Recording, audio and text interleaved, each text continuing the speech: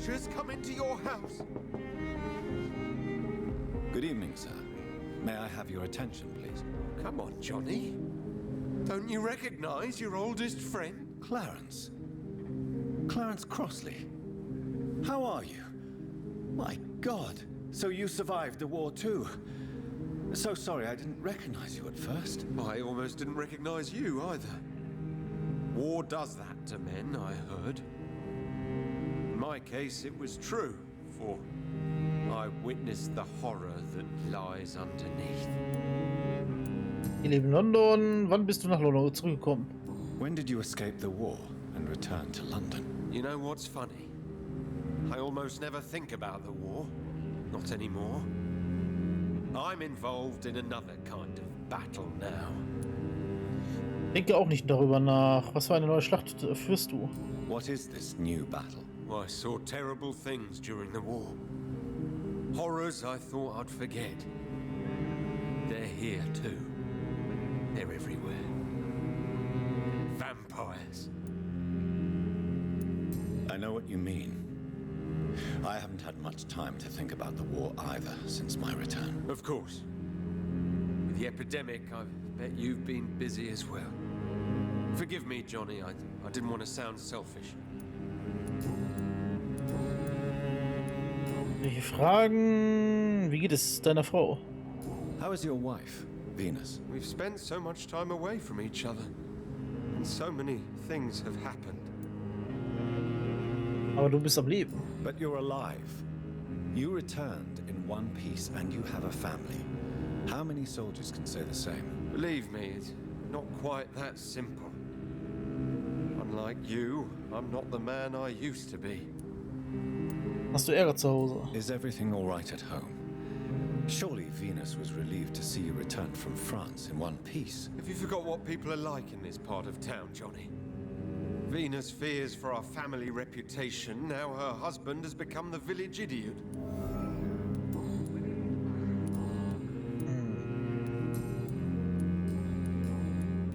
Do you need medical assistance, Clarence? It's a little late for visiting hours, don't you think? What can I say? I haven't lost my old habits. I hope we're talking about the same habits, old friend. You need some rest, Clarence. You should try to sleep.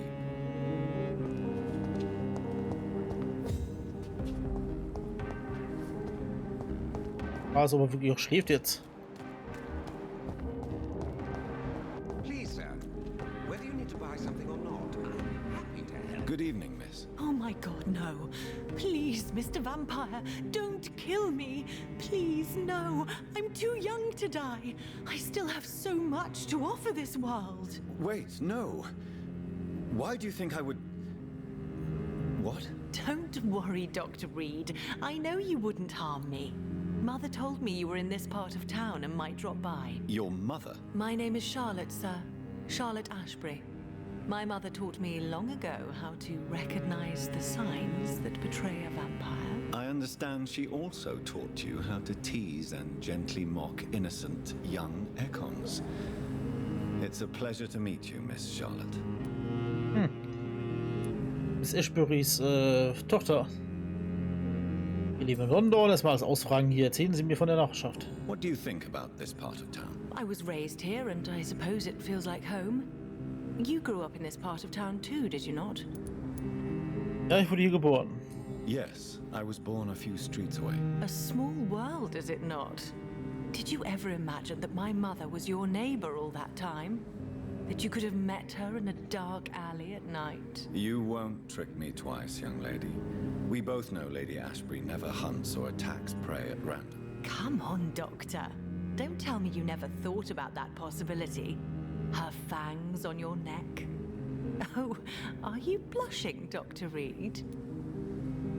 Wirkt sie irgendwas? Is there something that's bothering you? Too much selfishness and individualism for my taste. Even when there was no epidemic. Even if that's partly true, may I remind you that many charitable institutions are financed by the selfish and filthy rich. I suppose you're right. But society must reform and renew itself, or we are all done for. Über ihre Adoption. Tell me about your adoption. What do you want to know? Wer sind ihre wahren Eltern? Who are your real parents? Elizabeth Ashbury is my real mother. She raised me and has taken care of me all my life. I have no idea who my progenitors are or were. Do you live with her? I still spend a lot of time in my mother's mansion, but I have my own house now. I have a life to live, you see? And one day, I'll have my death to face. Wie sind Sie Lady Ashbury begegnet? How did you meet Lady Ashbury? First, I was an orphan in the institution for girls she manages in the West End. When I was 10, she adopted me, and I have lived with her ever since. Did you know she was a vampire when she picked you? The correct word is Ekon, Doctor. And no, I had no idea why my mother only showed up at night. She told me everything when I turned 16, though I suspected the truth for a long time before that. Was machen Sie hier? What are you doing out here? You mean, what do I do outside at night since I am a woman? Let me ask you a question, sir. Would you ask the same question of a man? Actually, yes. I ask the same question to everyone who dares to go outside at night, considering the risks. Well, if you must know, I campaign for the right to vote for all women. Why should I wait to the age of 30 years when men can vote at 21?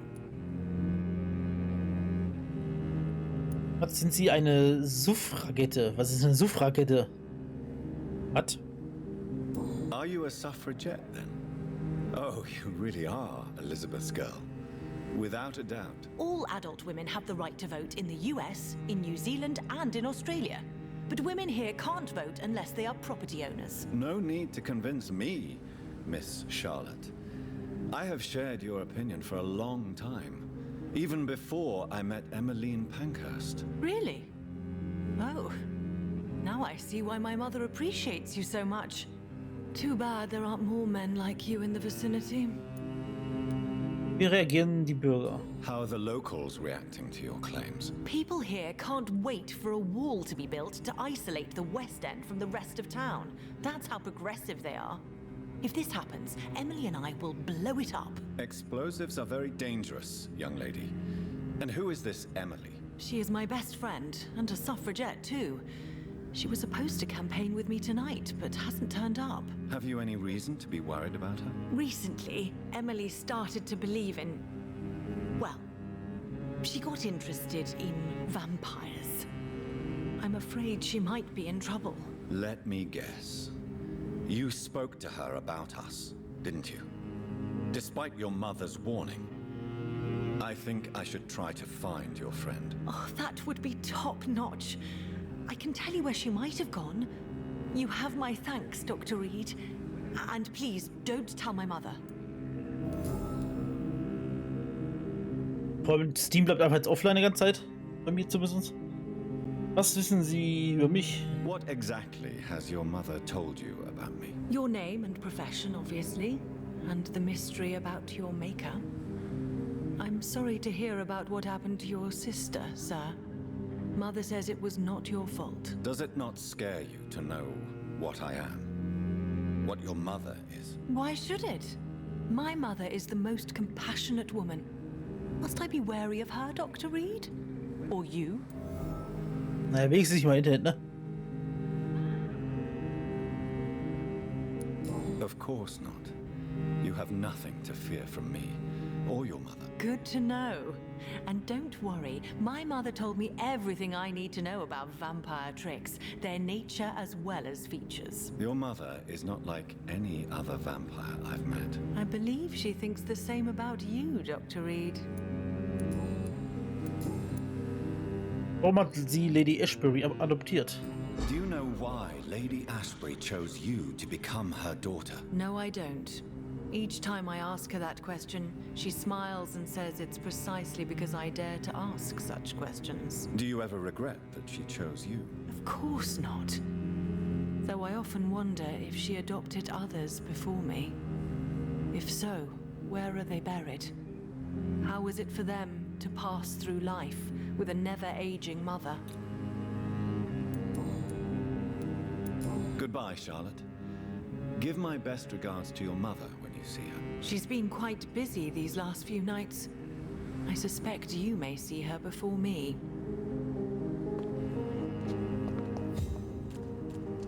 Kann man sich eigentlich nicht nur wünschen, eine Mutter zu haben, die eigentlich nicht altert? Finde Emilys Haus, finde ein außergewöhnliches Restaurant für Calhoun Russell. Da wissen wir eigentlich, wo das schon ist, ne? Ist doch eigentlich... Ja, das ist 100% das ist 100% das Restaurant, dass man blind da reingehen muss, oder? Das blinde Restaurant, wo man Augenbinde ankriegt. Vielleicht in der Richtung oder was in anderen Richtungen? Mit 3 so Stellen.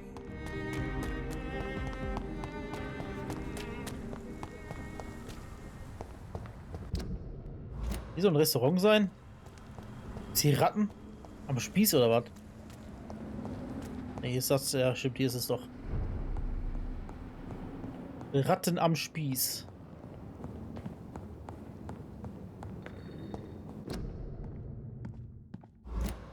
A restaurant where the guests are blindfolded before being seated. Intriguing.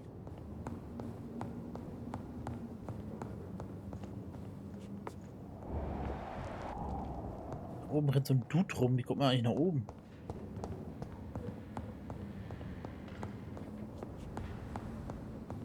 Nicht von hier unten. Ach, da. Guten Tag. Komm mal zu Ihnen, ne?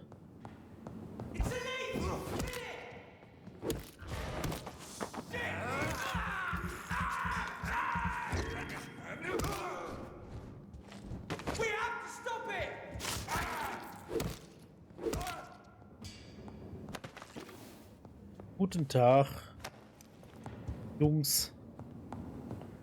Na, was geht?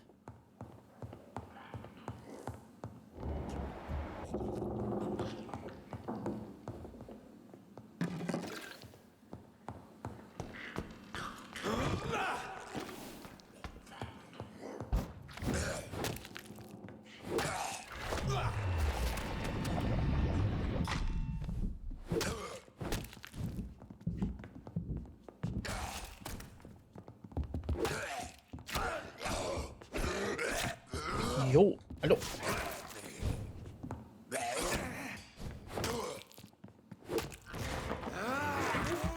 Uffe, ey.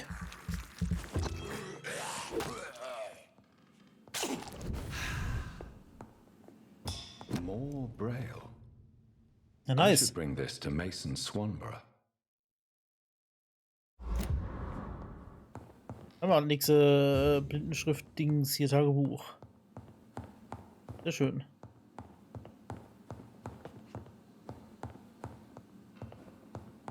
Huch. 5 Schilling in der Kasse, hat der Laden lief auch nicht gut, wa? Aber mit Aufschließen, es geht nochmal hoch. Da geht bestimmt auch in die anderen Läden rein. Von hier oben.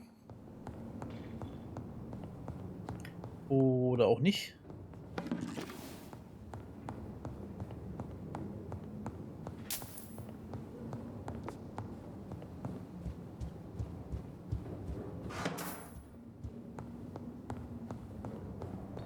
Obwohl da unten ein paar Türen hatten, die von innen verschlossen waren.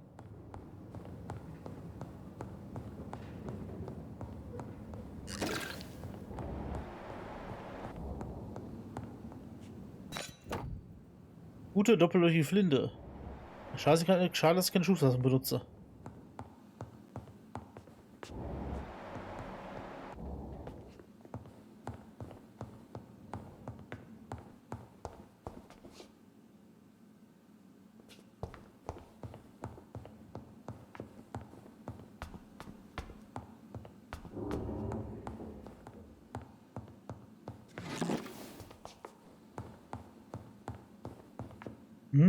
Geile Backwaren, die sind doch frisch.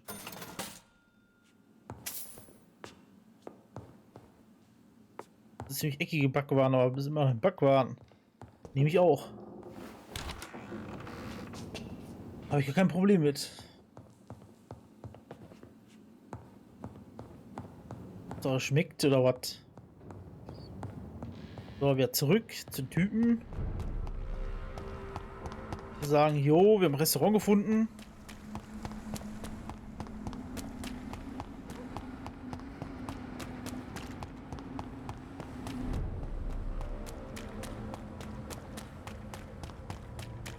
Holt.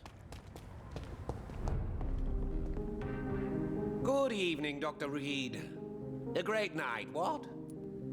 Ich habe ein ausgefallenes Restaurant gefunden. I have found a restaurant that could satisfy you, Mr. Russell. The most intriguing and exotic restaurant in London. Really? You have piqued my interest. Where is it? It's a place where you eat in complete darkness and try to identify your meal without anything but your palate. My, oh my, how interesting. It could even be fun to eat a little poisson et frites that way. Oh, thank you, Dr. Reed. Please, have this for your research. 200 Schillinge. Ja, moin, ey. Alles klar. Goodbye, Mr. Russell. I'm sure you'll take care of yourself. Ja, der ist erstmal für 200 Schillinge springen. Ja, moin. Ich würde mal gerne upgraden, weil wir haben hier in der Nähe direkt so einen Unterschlupf. Ich weiß ja nicht, was für ein Kampf jetzt noch kommt. Ich vermute mal, dass der Kollege, der Redgrave, da, wie gesagt, ein bisschen vielleicht sticky sein könnte. Eventuell. It's locked, all right. Würde ich mal lieber upgraden gehen. Ach, Junge.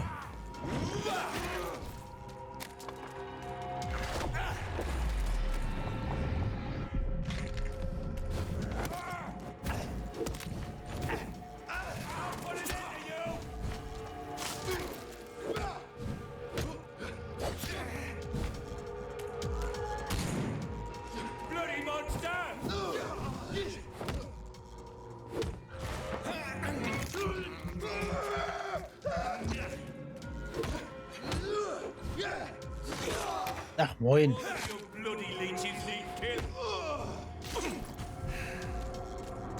Macht er wieder ein Damage, ey.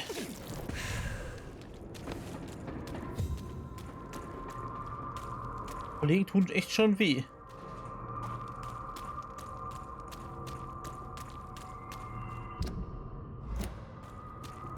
Irgendwie links sein.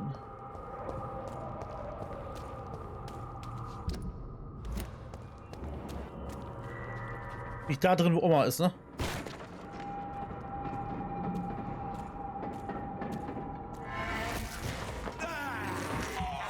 Oma!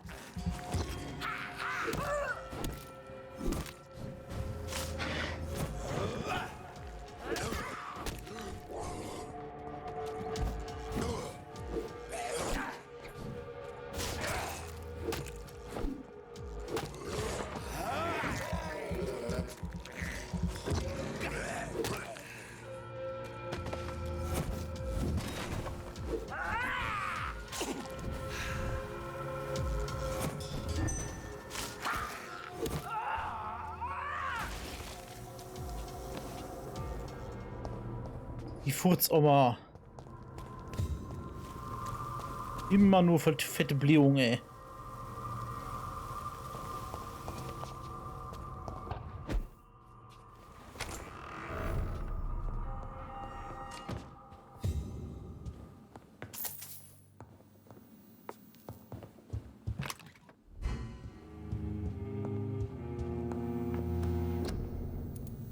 So, upgraden. Stachelkeule bitte.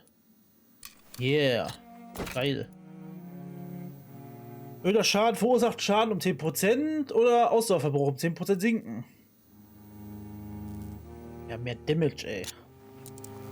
Ist doch klar. Jetzt brauchen wir nochmal 3 Teile eines guten Griffs und dann können wir nochmal upgraden. Schon leider geil.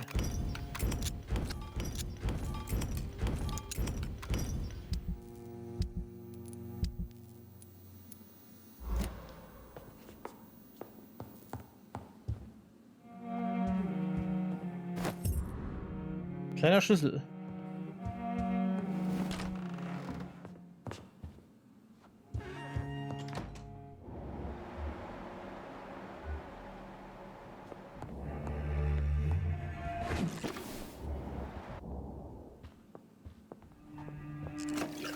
Moin, Mutter. Good evening. Jonathan, is it you? Where have you been, my prodigal son? I'm right here, Mother. I'm finally home. Yes, for this son of mine was dead and is alive again. He was lost and now found. But where is your sister? Where is Mary? Mary? She is gone, Mother. I know she's gone. The question is, when will she return as you have? I miss my grandson so much. It's been days since their last visit. Ja, unsere Mutter ist ein bisschen, tja, ne, die ist jetzt nicht mehr so fit. Erzählen Sie mir von der Nachbarschaft, von mir erzählen Sie mir, das ist unsere Mutter. Mother, do you know what's been going on in this area? Not really.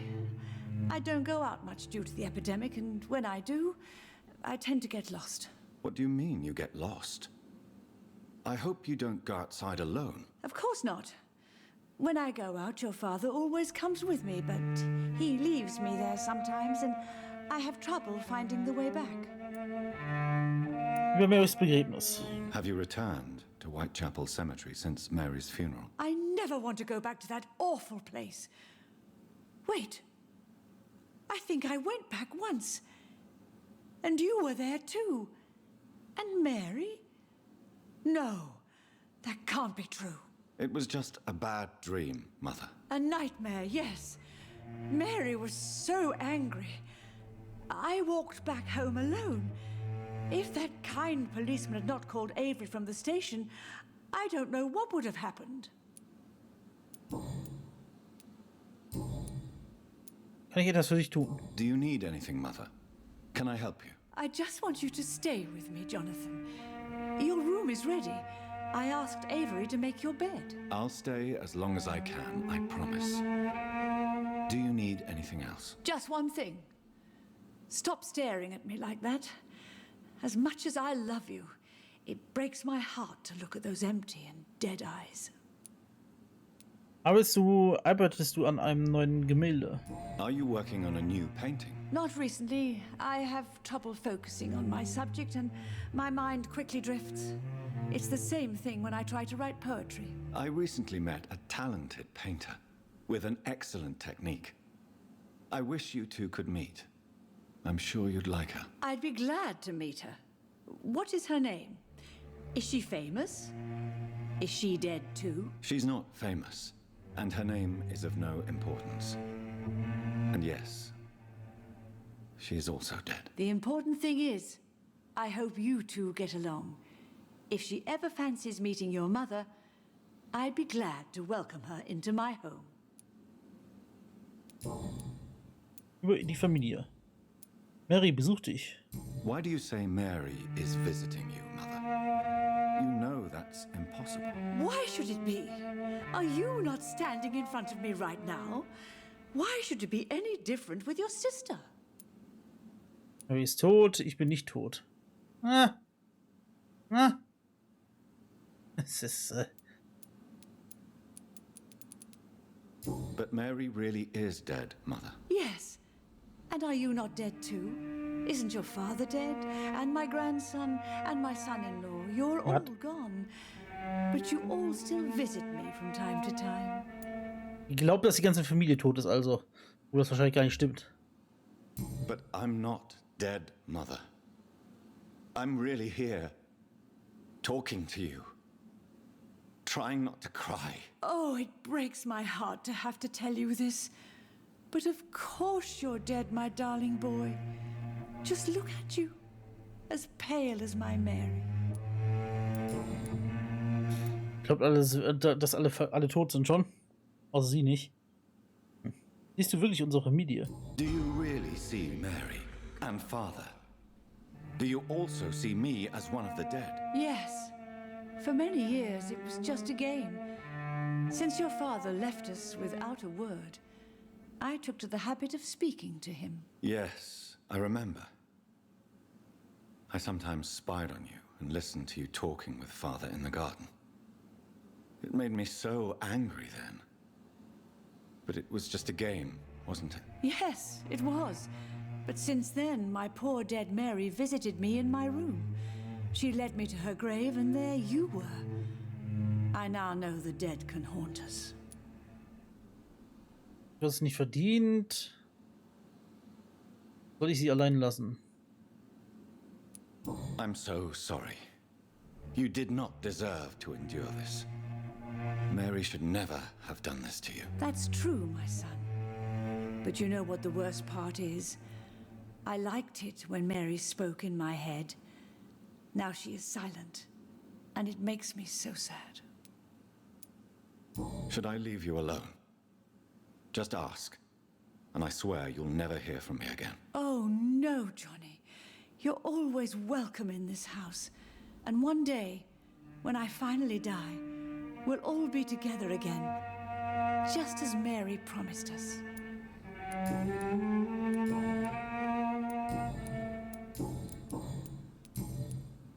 Goodbye, Mother. Try to rest now. Goodbye, son. Please come back soon.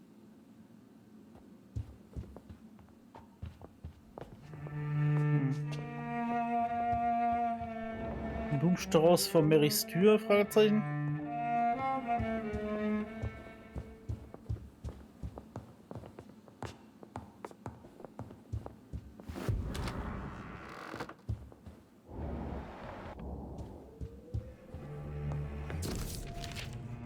Aubrey's.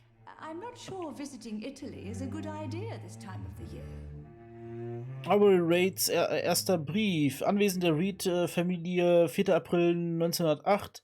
Mein lieber guter Sohn, wenn du diesen Brief erhältst, wirst du 35 Jahre alt und ich werde schon lange fort sein. Ich fühle mich etwas töricht, dass ich dir einen Brief schreibe, den du erst in einigen Jahren lesen wirst. Ich habe lange mit mir gerungen, wie ich dir am besten schreibe, bis mir unsere Rätsel eingefallen sind, die ich mir für dich ausgedacht habe, als du ein Junge warst.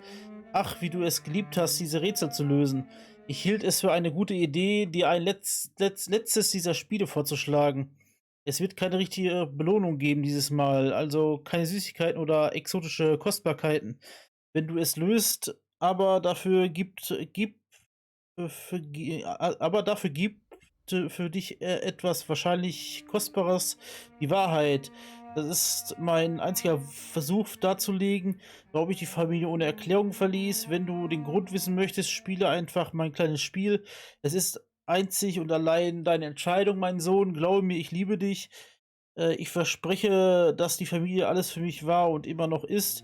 Ich erinnere mich daran, wie ich deine Schwester und dich zum ersten Mal in den Arm hielt. Meine Schätze, meine Juwelen, immer wenn ich heimkam, erfüllte es mich mit solcher Freude, euch aufwachsen, spielen und lachen zu sehen. Ich hätte getötet, um euch zu beschützen, mein Sohn, meine Tochter, meine Frau.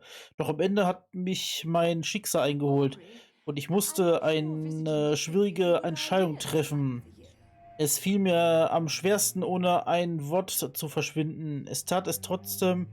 Und schon bald werde ich endgültig verschwunden sein. Ich bitte dich nicht um Vergebung, nur um Verständnis. Wenn du mehr erfahren möchtest, musst du dich nur daran erinnern, wie glücklich wir damals waren.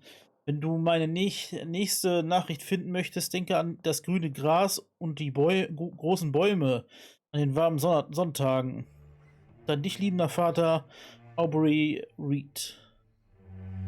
I remember Sunday walks in the park.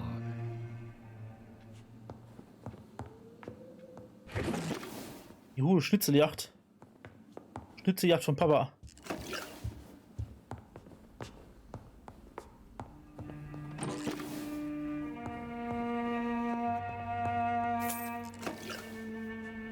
Ist das Vater? Und einfach so ein random Dude. Aber wahrscheinlich ist es Vater.